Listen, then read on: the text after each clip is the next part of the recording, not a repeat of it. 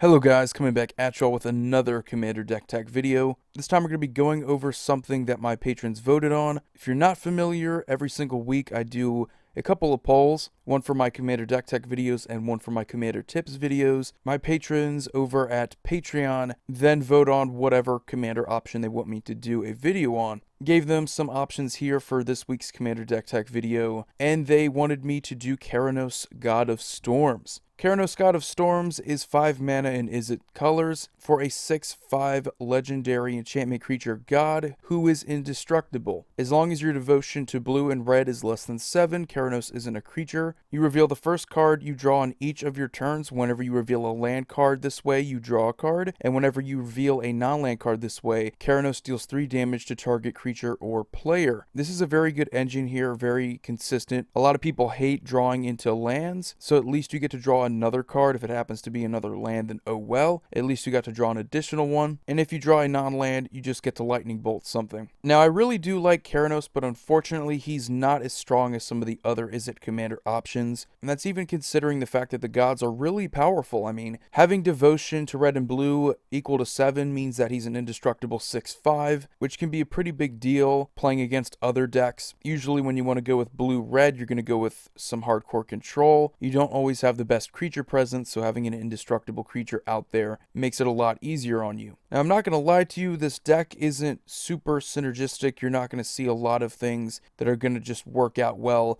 with Keranos because Keranos himself is very linear. He just does something whenever you draw your first card on each of your turns. So if you do want to synergize, probably the best things that you want to look for, cards like Brainstorm, Sensei's Divining Top, or even search for Azcanta. This is a card that is capable of fixing whatever the top card of your library is. Let's say it's something that you don't want, you get to just put it in the graveyard. So that's probably the easiest way to synergize with Keranos. If you really want to land and just draw another one, you can fix your top deck to be that. If you really want a non-land because you want to lightning bolt something, I believe he's now going to be errated to where it just says target and not just creature or player, so you should be able to just redirect it to planeswalkers as well, which makes him pretty valuable. A lot of good planeswalker decks in the format, but other than that, the only other thing that I would think is kind of unique for this deck would be the inclusion of cards like Yokolops and Obliterate. If you're unsure why I'm going to be playing these two cards, it's for the fact that it destroys all artifacts, creatures, and lands.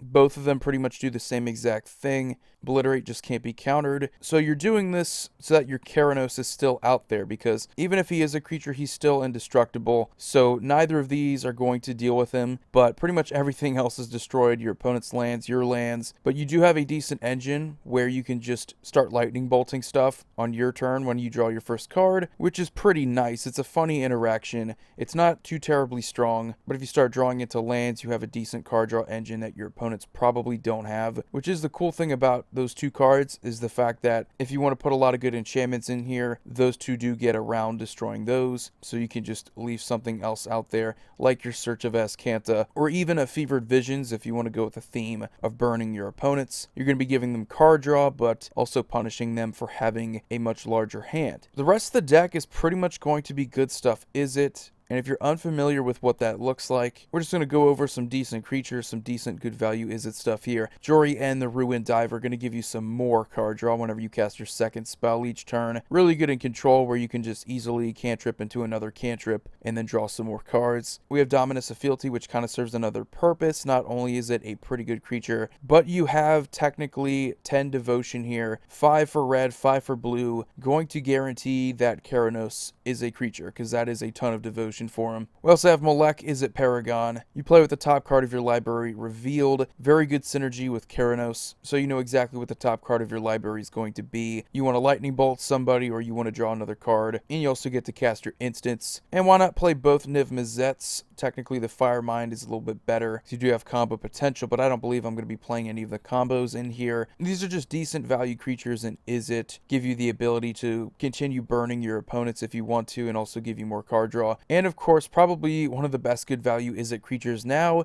is the Locust God, so hopefully you should be getting some more insects and he's just a pain to deal with overall. You're probably going to be playing for the most part control, so it doesn't hurt to play things like Vandal Blast in red, as well as Blasphemous Act. These are two of the best red control cards in my opinion, dealing with all of your opponent's artifacts or just dealing with all creatures pretty much. 13 damage. Your Keranos is still going to be around, so that's a good thing there. And of course, you're going to be playing a ton of counter spells. In blue-red, you have access to both Izzet Charm and Counterflux, two really decent counter spells. But Izzet Charm is also a way to draw 2 cards and then discard 2 cards. You could also deal 2 damage to a target creature. Counterflux is just all around amazing. Can't be countered by spells or abilities. You can overload it so it's on the stack and then just counter target spell you don't control. Turn that into counter each spell you don't control, which is really hilarious if you're able to pull that off. And then we have something really good for Izzet control, Steam Augury, kind of like a reverse factor fiction. You're the one that makes the 2 piles and then an opponent chooses one of those piles. So that can be better or worse depending on the situation that you're in. And one of the better control cards in blue-red, Dak Faden, gives you good card draw on his plus, decent way to steal something from your opponent's an artifact with his minus, and then his alt is a way that we can steal some of our opponent's stuff, whether it's their permanents, their creatures, anything else. But that's pretty much it. It's not a very complicated strategy, very easy to understand. Maybe not my favorite blue-red commander, but he's definitely worthwhile if you want to build a commander deck around him. Like most of the gods are, there are very few gods that aren't good as commanders. But anyway, hope you guys enjoyed this video. You all have a wonderful day. Voidier signing off. See you all next video.